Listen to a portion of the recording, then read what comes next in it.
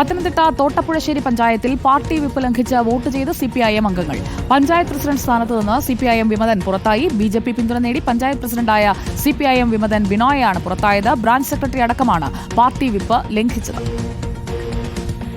ഞാൻ അധികാരത്തിൽ വരുന്നതിന് മുമ്പ് ആവർത്തിച്ച് ആവശ്യപ്പെട്ടതാണ് ഞാൻ ഈ ഒരു സ്ഥാനത്തേക്കില്ല എന്ന്. അന്നത്തെ കോൺഗ്രസിന്റെ നേതാവ് മറ്റ് ആൾക്കാരെയും കൊണ്ട് നിർബന്ധിച്ചാണ് എന്നെയും കൊണ്ട് ഈ സ്ഥാനം ഏറ്റെടുപ്പിച്ചത്. അതിനുശേഷം അദ്ദേഹത്തിന്റെ ചില വ്യക്തിപരമായ താല്പര്യങ്ങൾ പഞ്ചായത്തിൽ എന്നുള്ള രീതിയിൽ നടത്താൻ നമുക്ക് പറ്റത്തില്ല എന്നുള്ളത് കൊണ്ട് അദ്ദേഹം കുറേശ്ശെ നമ്മളോട് അകലം പാലിക്കാനും അദ്ദേഹത്തിന്റെ തീരുമാനത്തിനനുസരിച്ച് നിൽക്കാനും നമുക്ക് താല്പര്യമില്ലാത്തത് കൊണ്ടുമാണ് ഈ മാറ്റം.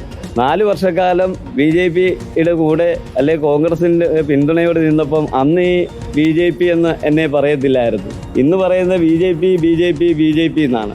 ഇത് വ്യക്തമായ ചില വ്യക്തി താല്പര്യത്തിന്റെ പേരിൽ ഉണ്ടായ അവിശ്വാസമാണ്. അൽ അമീൻ നമുക്കൊപ്പം ചേരുന്നു. അൽ അമീൻ, പാർട്ടി വിപ്പ് ലംഘിച്ചതിന്റെ കാരണം എന്താണ് എന്നത് അവർ വ്യക്തമായി പറയുന്നുണ്ട്. ഇത് പാർട്ടി തിരിച്ചറിഞ്ഞിരുന്നില്ലേ?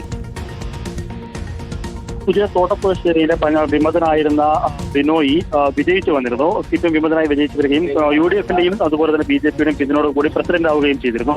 സമീപകാലത്ത് കോൺഗ്രസ് അംഗങ്ങൾ അദ്ദേഹത്തിനുള്ള പിന്തുണ പിൻവലിച്ചിരുന്നു. പിന്നീട് പൂർണ്ണമായും BJP പിന്തുണയിലാണ് വിമതനായിട്ടുള്ള ബിനോയി പഞ്ചായത്ത് പ്രസിഡന്റായി തുടർന്നിരുന്നത്.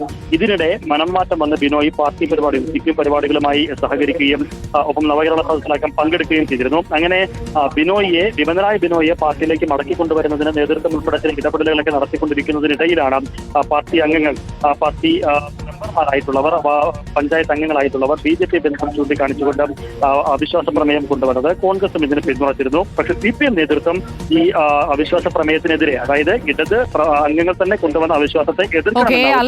വിവരങ്ങൾ നൽകിയത്.